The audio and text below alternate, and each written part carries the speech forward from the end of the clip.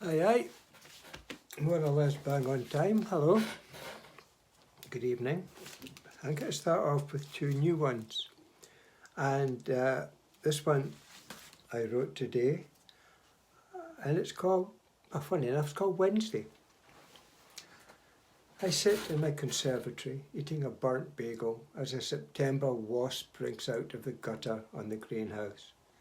A young bird stands on the top step, the steps between the patio and the next level of the garden. It ignores me. I take a photo through the glass. The wood pile on my left will soon be needed. No heat wave here. As always, strange clicking noise are heard on the roof above me. Nothing there. Some green tomatoes in a bowl in the table. A bowl given to us by a friend. A Scottish friend of Italian descent who now lives in America and likes the idea of a wall. He's not a friend now.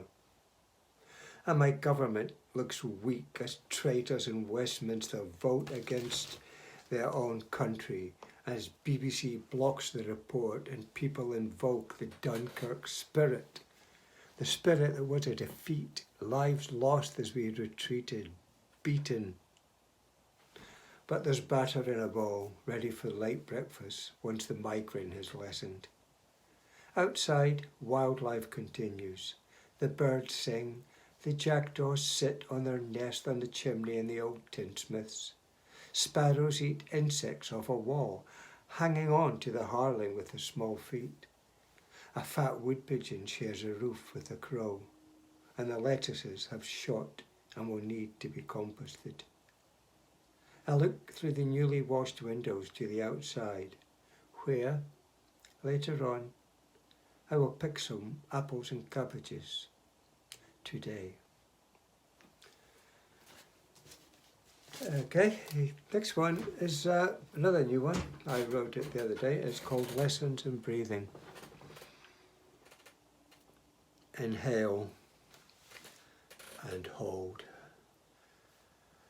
Breathe out and relax. Breathe in again and slowly, slowly, slowly out.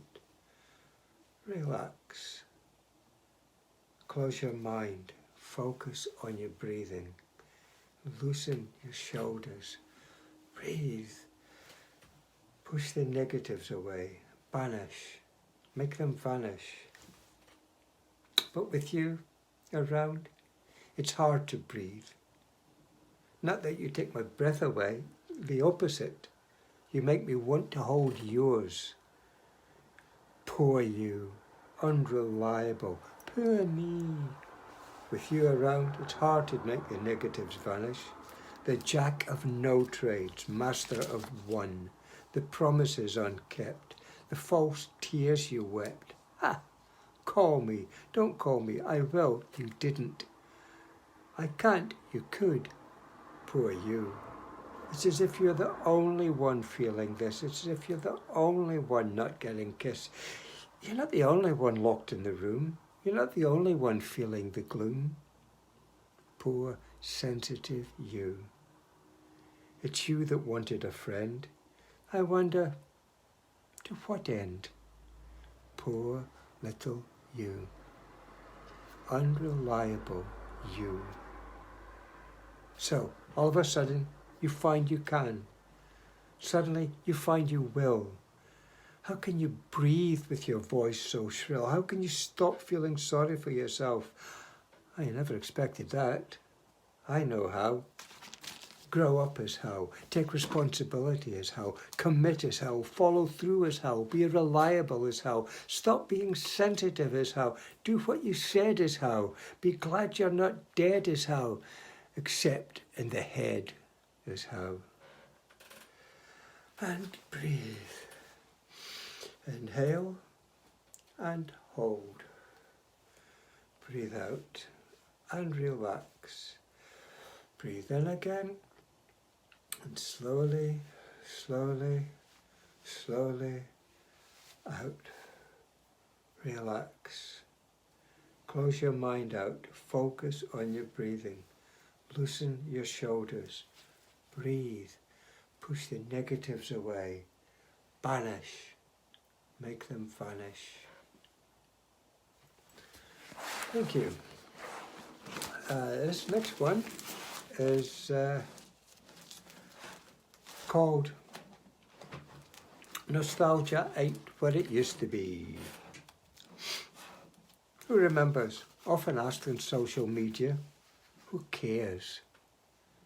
I often quietly reply, who remembers cassettes and pens? Wind it back, untwist it, flatten out the creases.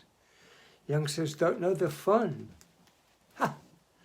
Who remembers only 3 TV channels, getting up to push the button to switch it on while your kids are outside playing in the street?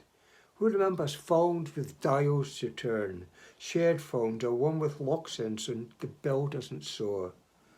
Who remembers bubblegums from penny machines, smoking sticks and candy cigs, tartan vacuum flasks reel to reel?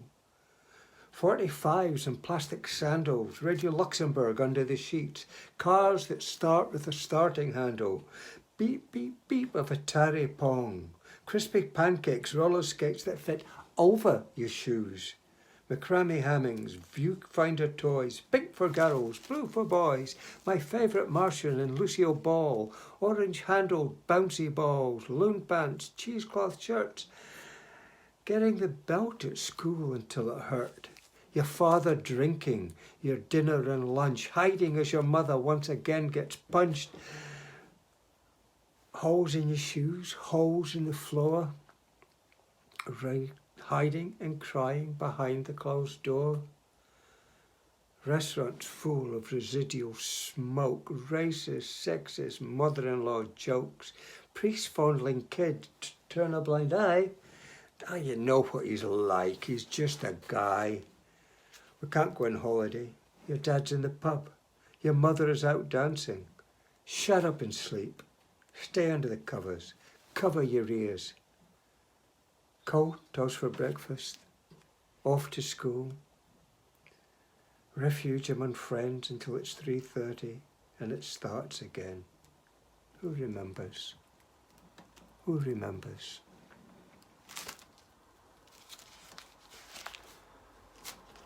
This one's called It's a Small World. I hope I haven't done this one before, but there you go. Thinking is difficult. That's why most people judge. Why some people make assumptions. An assumption is the mother of all fuck-ups. Where people's dreams are controlled by others. It's such a small world, on repeat.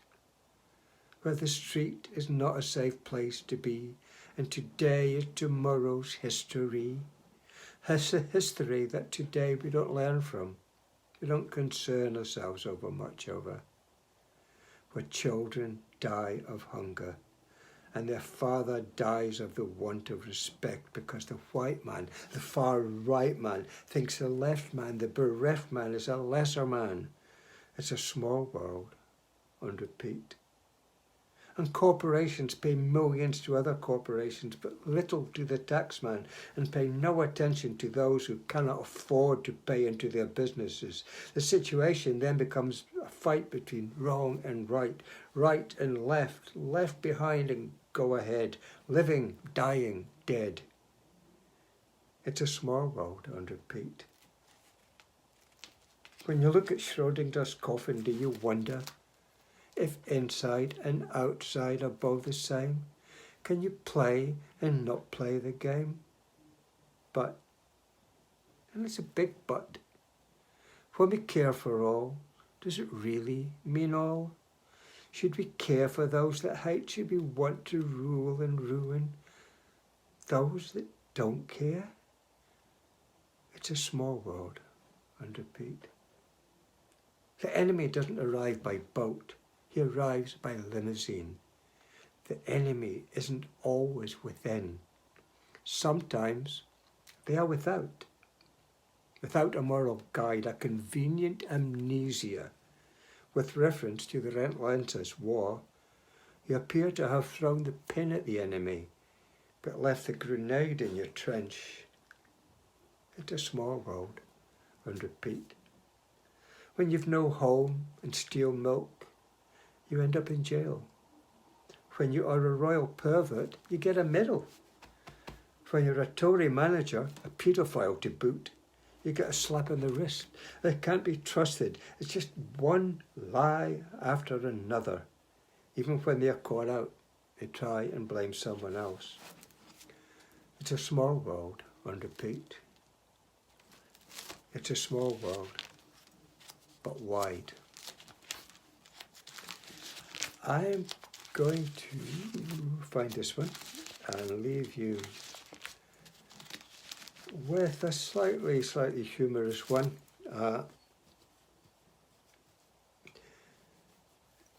It's actually pretty much a found poem, which has taken words from other things to make a poem. And this is lines I've come across over the time, mixed with lines of my own. And the poem is called Percontation Point. And a percontation point was a backwards question mark. Been out of use for a long time, and it was kind of like an ironic question. Percontation point. It was the best of rhymes, it was the worst of rhymes. Half of a person's beauty comes from the tongue, and half the world hates the other half. And half measures are what governments facilitate. Why? I mean, how did people figure out it was cicadas making all that noise? For thousands of years, people thought the trees were screaming. But trees don't scream, do they? I mean, where did barn owls live before barns were invented? And how did they survive for centuries before having somewhere to live? I mean, why do people think there's nothing that rhymes with orange? But I'm sure Captain Henry Gorringe, standing in the sporangium, would disagree. But do you know a word that rhymes with purple? Then God told Adam, "You are the first creature." And Adam says, "What about that over there?" And God said, "I don't know. She was there when I got here." And Eve approached with Keith Richards on her arm. "Sorry, mate, we've run out of apples," he mumbled. And in the library, why are the books and paranoia always behind you? And why does the librarian say, "Shh," so loudly? Why, when the farmer had only 39 sheep, the sheepdog put 40 sheep in the pen? He was a clever pup. The farmer thought he had 39, but the dog rounded them up. Thank you. Thanks for another night, and thanks for having me.